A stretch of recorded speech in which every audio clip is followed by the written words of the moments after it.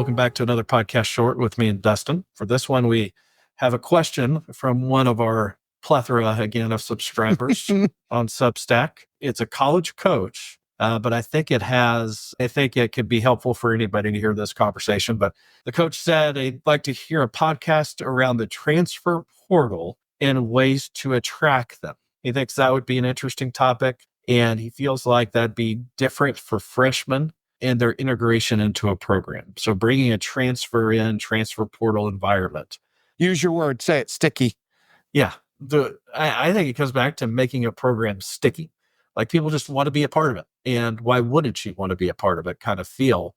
And I mean, I'm obviously biased, but I think it comes down to creating a climate that kind of our impactful coaching philosophy, the 3 C's is. What do you think?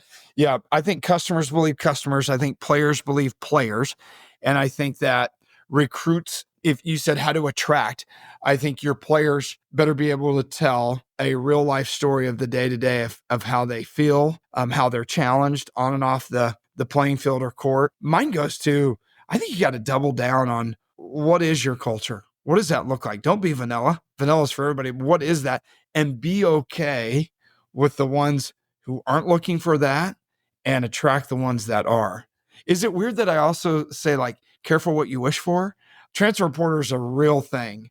I think asking why someone is in the transfer portal, not that that's bad, not that they're bad, but how did they get there and why?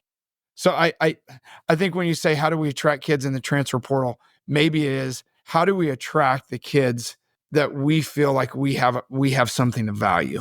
Yeah, I think transfer portal or not, I disagree with him when he says I think it'll be different for transfers as opposed to freshmen, where you have your climate in your program, heck, or business organization, whatever it is, of how you do things. And that needs to be a place where people feel challenged and valued and consistent. And I mean, when I think back to 3 C's of, are you competent as a coach? Heck, is your institution competent in providing education?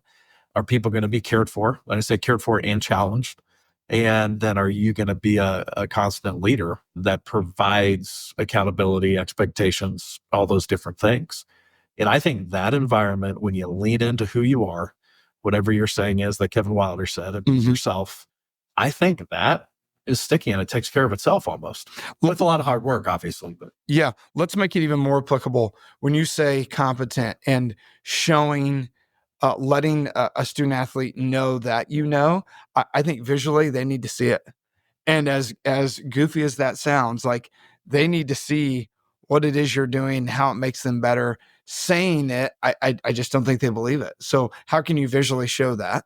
How do guys express that shared care? And how do parents express that? I was talking to a golf coach, and his daughter is a Division I basketball player.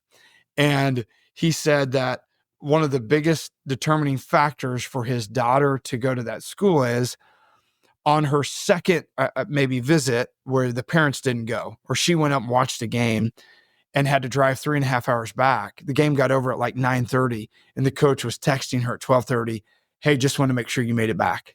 And as simple as that is, he just felt this immediate, like, hey, she hasn't signed. She's one of 1,000 recruits. And at 12:30, he still reached, like, did you make it home?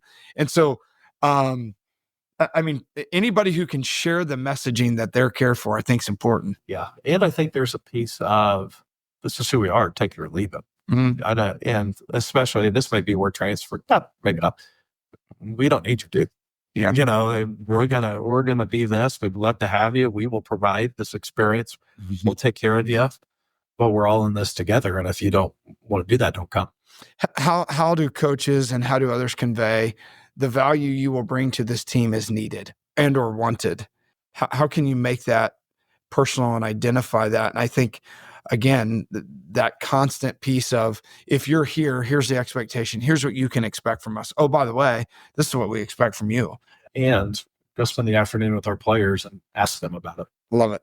I mean, if you said direct application, have someone visit, do your thing, and at the end say, hey, I know every coach has told you their shtick. That's really good. Now I'm not going to touch you for the next 4 or 5 hours and do exactly what you said.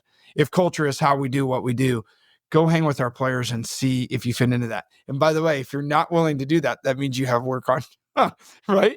I mean, that means you're still in the vision stage where this is who we're aspiring to be. Yeah. But no, that's a good question. I like what you said about freshman or transfer portal. This is what you can expect. Yeah.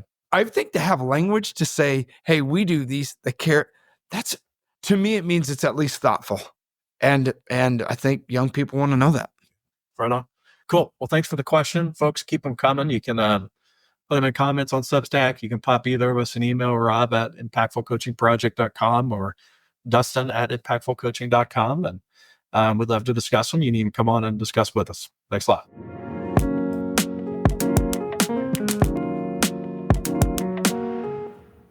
Beyond Coaching is a podcast of the Impactful Coaching Project in partnership with Friends University.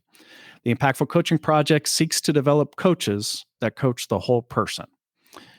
The Impactful Coaching Project is the thought leader in coaching the 21st century athlete and produces training, information, and original research to help coaches develop. For more information, check out impactfulcoachingproject.substack.com. Thank you for listening.